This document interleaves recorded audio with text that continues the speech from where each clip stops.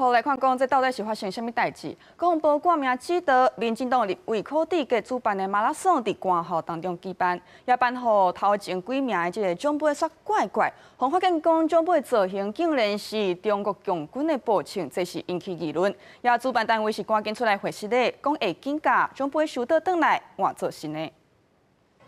由民进党立委柯志嘅办公室甲红山慢跑协会等单位主办的红山跑3校越野马拉松，为高雄陆军官校起走。活动结束了后，参加人陆续分享得奖的相片。所有网友发现奖杯竟然是共军956式步枪的造型。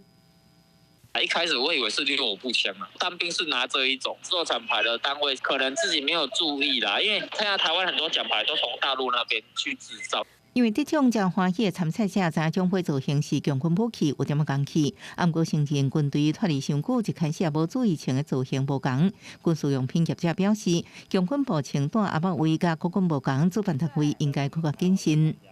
因为你是要颁给人家的，你要细看，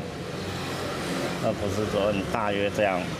乱过去就好。 活动伫官校举办，有真侪民代参加，国防部、陆军司令部、甲高市府各挂名指导，所人发现奖杯怪怪，立委柯志嘅也赶紧出来回实例。承办单位疏失，使用非我国军枪支制作奖杯，我已要求立即回收，